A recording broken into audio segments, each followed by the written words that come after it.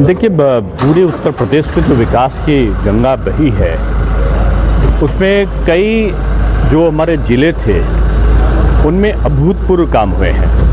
आप मथुरा देख लो, काशी देख लो, प्रयागराज देख लो, लखनऊ देख लो। अब कई जगह ऐसी हैं जो छोटे छोटे ज़िले भी थे, यहाँ विकास की एक लहर आई है। चाहे वो पूर्वांचल एक्सप्रेसवे बना हो, गंगा एक्सप्रेसवे बन रहा हो, चाहे डिफेंस कॉरिडोर का लाभ मिला हो, चाहे 5 जो एक्सप्रेसवे के साथ साथ 6 7 जगह पर मेट्रो का प्रभाव पड़ रहा हो।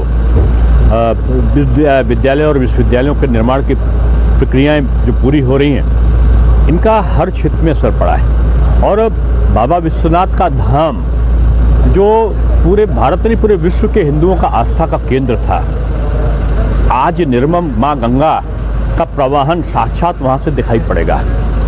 आज जो गली में एक दूसरे से टकरा कर लोग जाके बाबा के दर्शन करने के लिए लालायित रहते थे और वंचित हो जाते थे, आज भव्य परिसर का जो स्वरूप उभर कर आया है।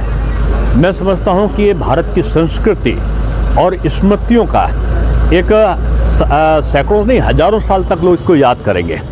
और इस अविरल गंगा के प्रवाह में उसकी स्वच्छता के साथ तटों का सौंदर्यीकरण, पुलों का जाल बिछाया जाना, इंफ्रास्ट्रक्चर को ठीक किया जाना और बाबा विश्वनाथ धाम का अब लोकार्पण की स्थिति आई है।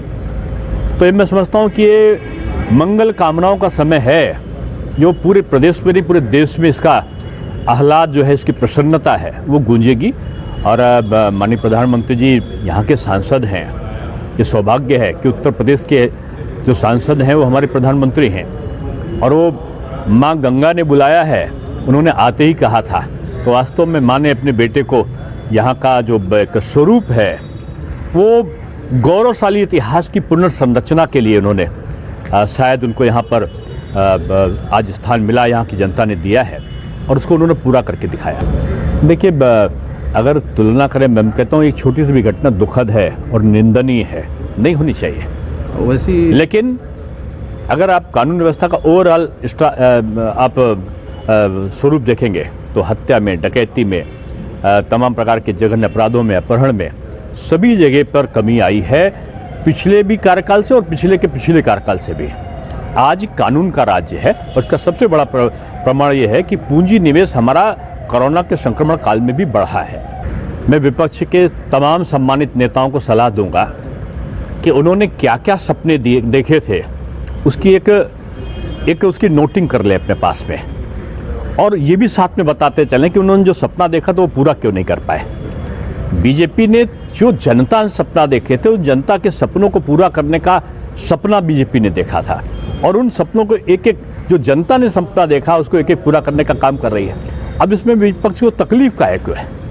अब जो काम हम करके दिखाई देते हैं, कहते हैं मैंने इसका सपना देखा था, लोग कहते हैं विपक्ष के नेता। विपक्ष की सरकारें रही हैं विभिन्न दलों की, उन्होंने काम क्यों नहीं किया? ये जनता के प्रति उनको जवाबदेही बनना पड़ेगा। आज बीजेपी ने काम किया है, अगर प्रशंसा नहीं तो आलोचना भी नहीं होनी चाहिए। एनआरसी को लेकर वापस लेने की बात कर रहे हैं, मुझको लगता है गलत सपना देख रहे हैं और उनको सपना देखना बंद कर देना चाहिए।